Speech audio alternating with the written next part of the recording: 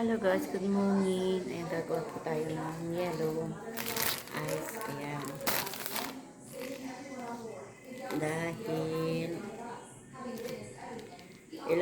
ilang weeks na akong hindi nakakagawa. Ayan guys, dadagdagan ko pa guys.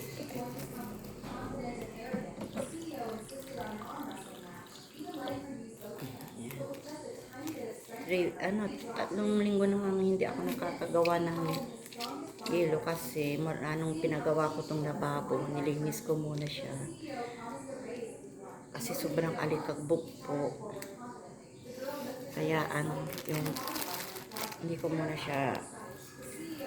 hindi muna ako nakagawa guys.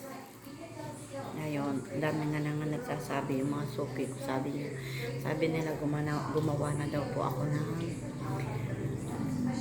ice. Dahil yung mga nagpapahalo-halo guys, yung nagpapahalo, bali dalawa yung suki ko na gano'n. Saka yung mga babae, sabi nila gumawa ka na ng ice. Kasi malalaki yung ice mo, saka talaga matigas. Saka mineral yung ginagamit kong tubig guys.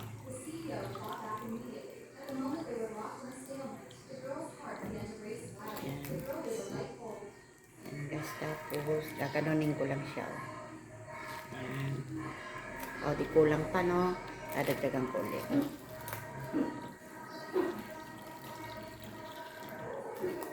Ayan.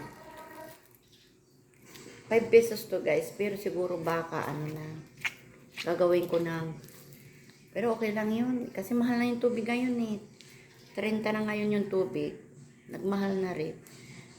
Itatry ko kung kaya gumagawa ako ngayon ng isang ganitong galon, kung ilang piraso yung magagawa ko, kung tataasan ko din o hindi na.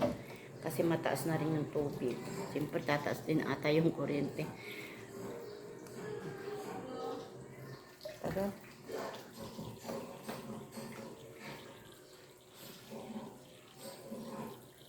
Dapat kagabi ako gumawa ng ice. Natulog ako kaagad kasi napagod ako. Kasi nga, graduation ni Prince kagahapon. Hanggang alas 3 ng hapon natapos. Sobrang init. Kaya pagdating ko, plano namin magbudol pa kagahapon ng mga anak ko. Sabi ko, mamaya, bukas na lang kasi hindi kami nakaka-prepare. Yung mga anak ko kasi din sa school nila, nag-graduate. Yung teacher kasi yung mga anak kong dalawa. So, siyempre busy din doon.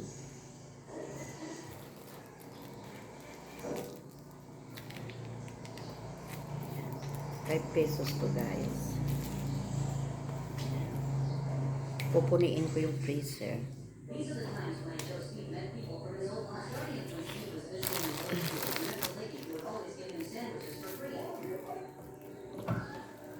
Ayan guys, maraming salamat sa panonood.